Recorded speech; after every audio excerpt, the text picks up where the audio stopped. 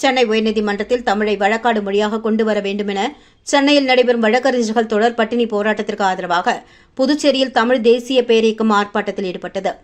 தமிழ்நாடு உயர்நீதிமன்றத்தில் தமிழை வழக்காடு மொழியாக செயல்படுத்திட வலியுறுத்தி வழக்கறிஞர் பகத்சிங் தலைமையில் வழக்கறிஞர்கள் மற்றும் தாய்மொழி உணர்வாளர்கள் 24 பேர் கடந்த பிப்ரவரி மாதம் 28ஆம் தேதி முதல் சென்னை எழும்பூர் ராஜரத்தினம் விளையாட்டு அரங்கிற்கு அருகே இரவு பகலாக தொடர் உண்ணாவு போராட்டத்தில் ஈடுபட்டு வருகின்றனர்.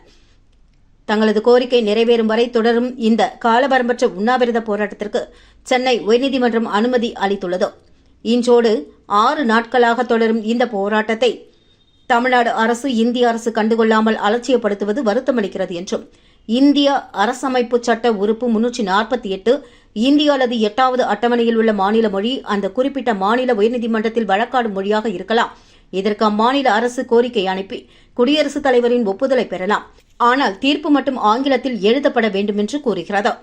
இந்த உறுப்பு அளிக்கும் அதிகாரத்தை பயன்படுத்தி ஏற்கனவே இந்தி மொழி ராஜஸ்தான், உத்தரப்பிரதேசம், மத்திய பிரதேசம், பீகார் முதலிய மாநிலங்களில் உயர்நீதிமன்ற வழக்காடு மொழியாக ஆக்கப்பட்டுள்ளது என்றும், ஆனால் 2006 டிசம்பர் மாதம் 6ஆம் தேதியில் திமுக ஆட்சி சட்டமன்றத்தில் நிறைவேற்றி அன்று தமிழ்நாடு ஆளுநரால் குடியரசுத் தலைவர் ஒப்புதலுக்கு அனுப்பி வைக்கப்பட்ட தமிழ் வழக்காடு மொழி தீர்மானத்தை இந்திய அரசின் உள்துறை அமைச்சகம் தேவையின்றி உச்சநீதிமன்றத்தின் பரிந்துரைக்கு அனுப்பி வைத்து கருத்து கேட்டது.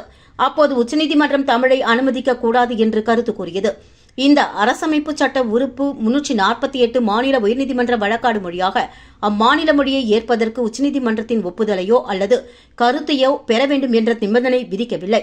உச்சநீதிமன்ற நிலைக்குழுவும் இதற்கு உச்சநீதிமன்றத்தின் கருத்தை கேட்க தேவையில்லை என்று பலமுறை அறிக்கைகள் தாக்கல் செய்துள்ளது. ஆனால் அப்போதிருந்த ஒன்றிய அரசின் காங்கிரஸ் ஆட்சி தமிழை புறக்கணிக்க வேண்டும் என்ற உள்நோக்கத்துடன் உச்சநீதிமன்றத்தின் கருத்தை கேட்டது.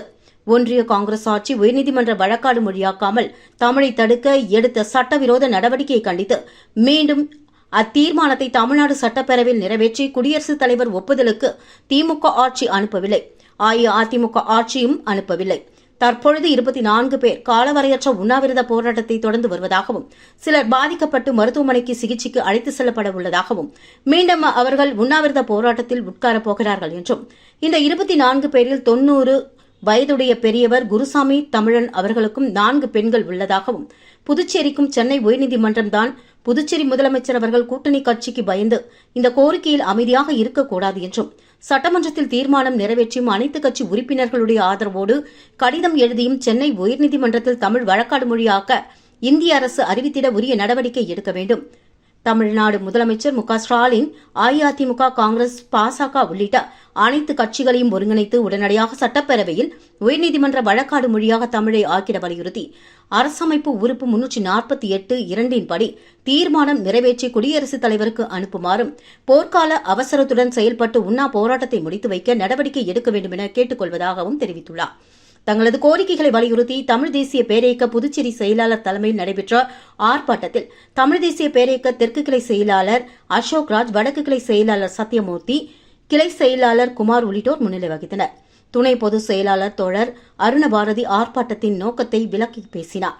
ஆர்ப்பாட்டத்தில் தமிழர்களும் அமைப்பாளர் அழகர், மக்கள் உரிமை கூட்டமைப்பு செயலாளர் சுகுமார், தமிழ் மீனவர் விடுதலை வேங்கைகள் தலைமை ஒருங்கிணைப்பாளர் மலையாளத்தான், நாம் தமிழர் கட்சி மாநில பொருளாளர் இளங்கோவன், புதுவை தமிழ் எழுத்தாளர் சங்க செயலாளர் ஐயா, புதுவை தமிழஞ்சன் சேதராப்பட்டு தொழிற்சங்கங்கள் ஒருங்கிணைப்பு செயலாளர் ரமேஷ், புதுச்சேரி தன்னுரிமை கழக தலைவர் ஐயா சடகோபன், எஸ்டிபிஐ மாநில தலைவர் வழக்கறிஞர் பஹரத்துல்லா, ஏஐடியுசி மாநில செயலாளர் சிவகுமார், இந்திய மக்கள் சக்தி பாதுகாப்பு இயக்க காந்தி, மக்கள் நல சங்கம் வேணு ஞானமூர்த்தி, மக்கள் ஒற்றுமை இயக்க செயலாளர் இளைய பெருமாள், அகில இந்திய மனித உரிமைகள் கழக மோகனசுந்தரம், தெய்வ தமிழ் பேரவை ராசாராமன், இசையாசிரியர் ராசாகுமார், ஆறுமுகம், முருகவேல், பாகூர் அன்பு நிலவன் மற்றும் தமிழ் ஆர்வலர்கள் உட்பட பலர் பங்கேற்றனர்.